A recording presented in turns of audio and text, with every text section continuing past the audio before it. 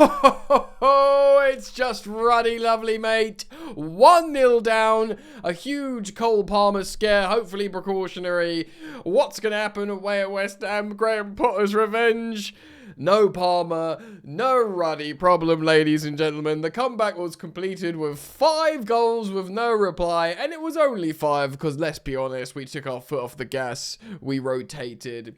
5 different goal scorers, though, and we saw what is only to be described as a ruddy, lovely time. Steva winning man of the match on Sky Sports. Joao Pedro getting a goal and 2 assists. And my personal man of the match was probably Pedro Neto. Caicedo got a goal, the CDM. Heck, the defenders were getting involved. Chalobah got a goal. Cucurella got an assist. Hold on. Lovely, mate. Ladies and gentlemen, welcome back to Football Therapy with me, your host, Jan. I hope you're doing well. As always, I do really hope that. And welcome to your match review of West Ham 1, Chelsea 5. 5. 1, 2, 3, 4, 5. 5, 1, 2, 3, 4, 5. All the other languages, 5 of them. 5 ruddy goals. We've done it. 4 points on the board. Some goals. So, drop a like on the video if you're feeling good. Welcome on back. As always, I'm very grateful for your support here on the channel. Subscribe if you're yet to do so and you find yourself coming back, man. Because that's the way to support your boy. And we played in the beautiful third kit. Mine arrives tomorrow. I didn't go to the mega store, so it should be arriving tomorrow. I'll pop it on for a video before it joins the ranks. Yeah, man, feeling so good because look, we're gonna get into like the lineups, the stats, all the fun, juicy stuff, and the player performances. But West Ham looked ruddy terrible. They lost 3-0 to promoted Sunderland. It was them, wasn't it? I'm pretty sure it was them. And yeah, and like everyone was like, well, they got to beat West Ham because, you know, was it Sunderland? Am I losing my mind? Yes, it was. I had to check because I also know Brentford got slapped. Yeah, man. So I was just thinking, home atmosphere. Chelsea also released. By the way, I love that media on their socials about, you know, the Chelsea fans, you know, coating off the London Stadium, and they're doing like Frank Lampard clips scoring against West Ham, which is lovely, terrific banter. But I was thinking, this is ripe for Graham Potter revenge. We haven't got going yet, and I'm still not entirely convinced that our defence is settled yet. All of which is the case, but you know, it was ruddy lovely. And of course, Cole Palmer withdrew from the lineup from in the warm-up. He felt something and looked precautionary. We'll obviously hear Maresca, what he says. I, of course, captained Cole Palmer on FPL, so I'm sorry about that. I will never do that again. I also put a bunch of, I had a little flutter with him to score, but fortunately they protect you now, the bookies. Anyway, enough of that silly sausage. Look at, this is Graham Potter's 3-4-1-2 formation with Fulkrug up top. And Bowen, who's a very good player. Ward-Prowse is a good player. Souček's good. Wan-Bissaka's good. To be honest, like, those defenders should be good. And Paqueta is excellent. Not only did he score, we'll speak about Sanchez, but score an excellent goal. He tried an overhead kick. He must be thinking, what the hell am I doing here? And little old Chelsea. This is how we lined up. We had Rob Sanchez in goal. He made an excellent save, but it was offside in the end. Gusto playing the conventional right-back role, holding width, which usually plays well, but looks like he was our lowest rated starter of the day.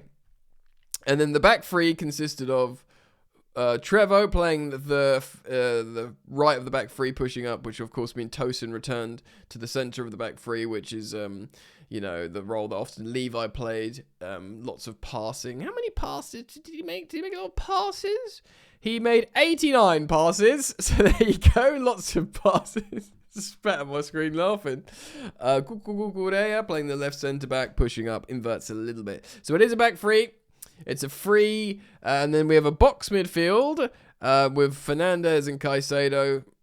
Caicedo slightly on the right, Fernandes slightly on the left there in the box midfield. And then, which should mean if, to be honest, it wasn't so much of a box midfield because Estevao was playing right wing. It was going to be a box midfield, I think, Palmer starts.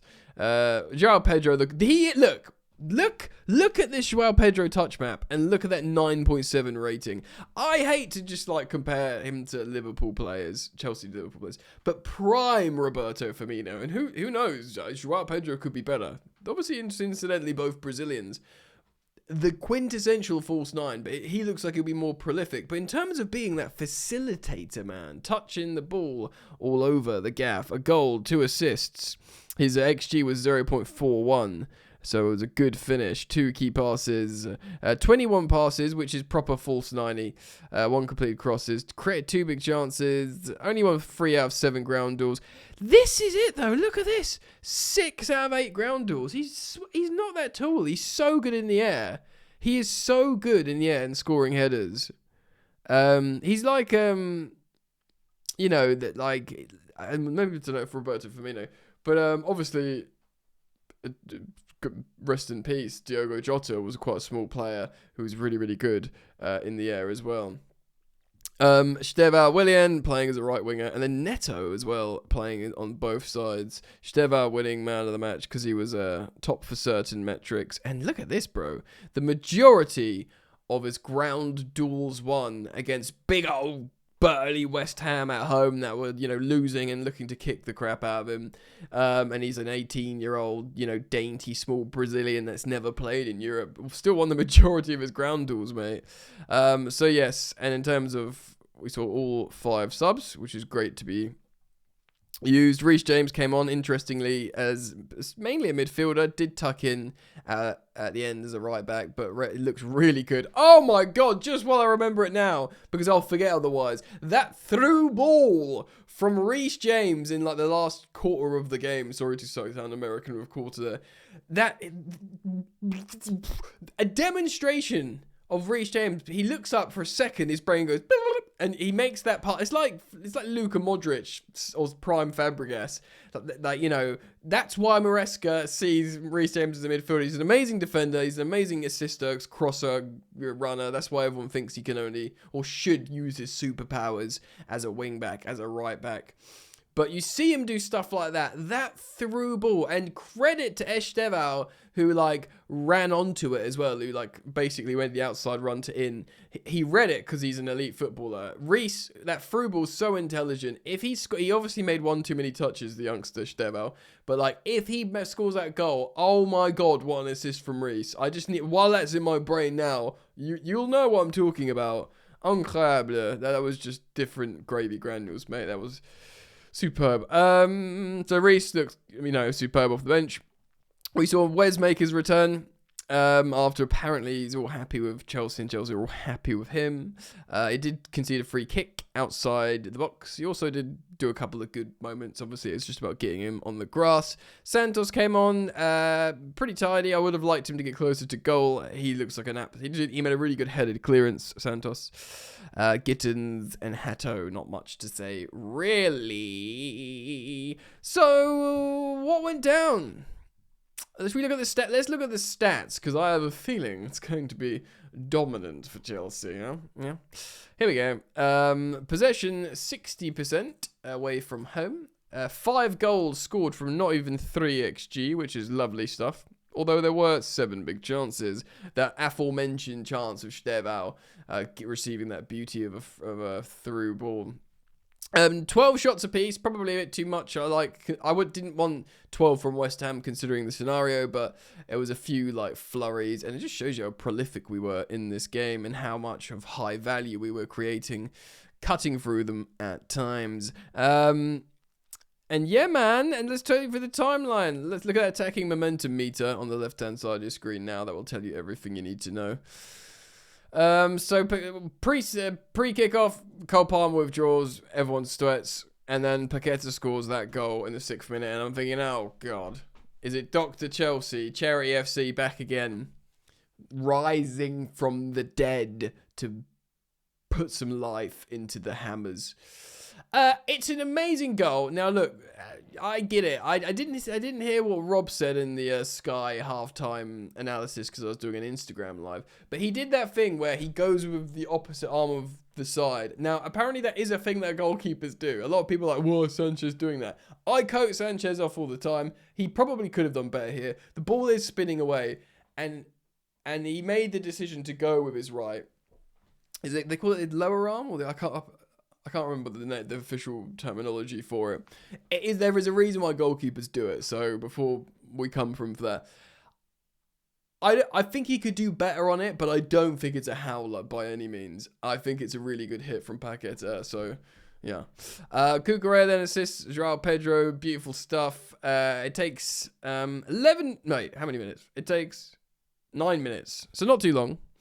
But then Fulkrug scores a goal, and I'm thinking, bloody hell, what's this game about? He does a little dance. I hate the dance. I'm feeling sick at this point. I've got the little goblin German striker man doing a dance in front of me after scoring.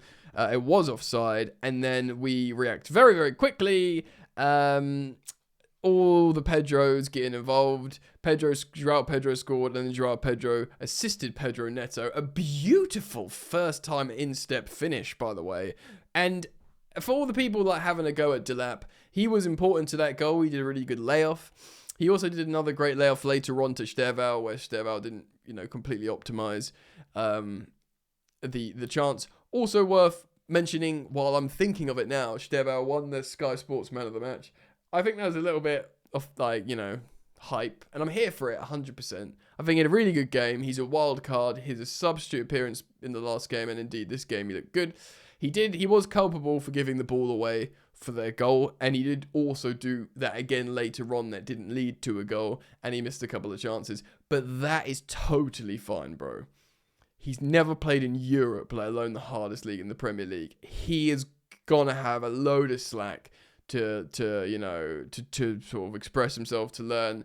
Maresca's obviously knows that. He will know that, and he'll say, just do that, do your thing, do what you're good at, don't, lose what you're good at. And over time, we're going to have to slowly tighten these moments. You see what you did there, we got to learn to stop that. But the best way is to learn, and I think, this is the sort of perfect game for him. He got an assist, which is great. Yeah. So João Pedro scores, and then Pedro Neto scores, both beautiful finishes. Sterval gets his goal involvement, which is very, very important. Assists Enzo Fernandez, who, by the way, I think he also, FPL gave Fernandez an assist as well, maybe, to one of these goals. It doesn't say here. Maybe the Caicedo goal. Fernandez, man, and I'll talk about player performances in just a moment. Caicedo scores because why the ruddy heck not, and then João Pedro gets another assist for Trev Chalobah. We love Trev, and in the 58th minute, we're thinking we're going to score 8+ here, but we don't. We make the changes, we see the game out, we get lazy. It's kind of fine, it kind of happens. I would have loved to have put our foot on the throat and absolutely annihilate them, but didn't happen. So I want to talk about player performances. Rob Sanchez, not necessarily great, but whatever, fine, serviceable. I'm not going to dig him out. I think it's pointless. Gusto, didn't get high value out of him. He did win 75% of his duels. I know they've sort of given him a low score here on SofaScore, but he was involved. He still got 44 touches, yada, yada, yada. Trev, very, very good. I do worry about the defense, but it's not really down to individuals. It's a chemistry thing. I think Tosin was good, but I don't think he was incredible. Basically, he was good because he made all the passes. He looks. I mean, he won 75% of his duels. I think maybe they were okay. Maybe it's a sort of collective thing I'm worried about. Cucurella made a couple of clearances. Of course, he got an assist, which is important, involved. You can't really dig the defense out massively. I mean, I've got a vibe where I don't feel safe. Maybe that's just because it's the beginning of the season and we need to just settle. But yeah, I mean, you can't dig them out really with that Paqueta shot in a way 5-1 win. Do you know what I mean? Caicedo, excellent. Got his goal, which is nice. It's showing that he's going to have an instinct to go up there. Passing wasn't necessarily great in terms of he tried 3 long balls. None of them came off. But, he 100th appearance for Caicedo for Chelsea. So lovely for him to get a goal on his Centurion appearance. Enzo Fernandez, I thought for the majority of the game, he was really good. Fernandez, and then I thought he just completely fell asleep later, and it kind of nerfed his performance rating and his performance generally. He crashed the box really well. That's what we like to see. I thought he was bad in the preseason games. I thought he was bad at Crystal Palace. I thought he was a lot better here, but then he sort of stank it up a little bit in the final half hour when the game was dead, which ultimately, you know, brought his stats down, brought his performance down. But I was very pleased to see his running, his goal, all the stuff before the end, and the attackers were great. So look, I'm not gonna keep talking about Estevao. It's pointless. Joao Pedro, revelation. I mean, wow, Joao, should I say? He does look. Yeah, he looks mustard, mate. It looks strong. I mean, let's just spend a second, because again, I know I said it, but I was excited with the signing of Joao Pedro because okay, he's good. People were underwhelmed by it. I'd always said when we were being linked with Evan Ferguson, we should sign Joao Pedro. He's the better player. And then obviously Joao Pedro only scored 5 non-penalty goals last season, and I never dug him out or anything, but I was excited. I was like, oh yeah, cool, he fell out with Brighton, whatever, like Sanchez did or something. Let's not compare him to Sanchez. But I was still very excited, but I had no idea he was going to pop off like this, bro. And to be honest, I'm not sure anyone had an idea he's going to pop off. It's literally like, he's 23, so he's still young. It's like he was waiting, right, now I'm going to score loads of goals and get loads of assists. Do you know what I mean? I've demonstrated moments of quality, scored a few penalties, the odd non-penalty goal, but now I'm just going to be Chelsea's like main guy in terms of goal scoring all of a sudden, you know. Playing really well, obviously playing off Delap. So let's talk about Delap. People criticising him. I think he played well. It's very much a selfless role. He was making the runs. He was occupying the defenders. He was making the space. He did 2 excellent layoffs. So he's not there passing. He made 6 passes in the game. Do you know what I mean? So it's he got 16 touches. That was his role. He was a facilitator for the 3 behind to get all the touches and the movement, and he was literally occupying 3 West Ham centre-backs. He got 6.8 rating. I think 6.5 is the flat average on SofaScore. I think he was fine. Again, he'll be disappointed not to score or assist in this game. He will get goals. You know, he would, if we won a penalty, I imagine he would have taken it. Maybe Joao Pedro, but maybe they would have let Liam take it. But I think he was an important cog in the attacks. He'll be disappointed. It wasn't an amazing performance, but I feel like people need to respect what he offered in the game. And look, I know Joao Pedro got the 2 goals and assist. Estevao won Sky Sports. For me, my man of the match is Pedro Neto. And again, for one player that I was incredibly excited that we signed, it was Pedro Neto. I said at the time when we signed him, Man City fans would be buzzing if they signed Pedro Neto. What a performance! What a selfless winger that has immense quality. I said in the Palace game, I felt so sorry for him. So many runs, selfless, constant running, never being met. Here he did all of that. Both sides, right wing, left wing, attacking, defending, layoffs, assists, crosses, goal scoring, amazing finishes, both feet. He will keep running. You can rely on him. He's 25. He looks like one of the senior, really reliable attackers, kind of like your Cucurella vibes. I love him. I think he's so valuable to Chelsea, and he's football therapy's man of the match. All right, let me know what you think, guys. Thank you for locking in. Thank you for supporting.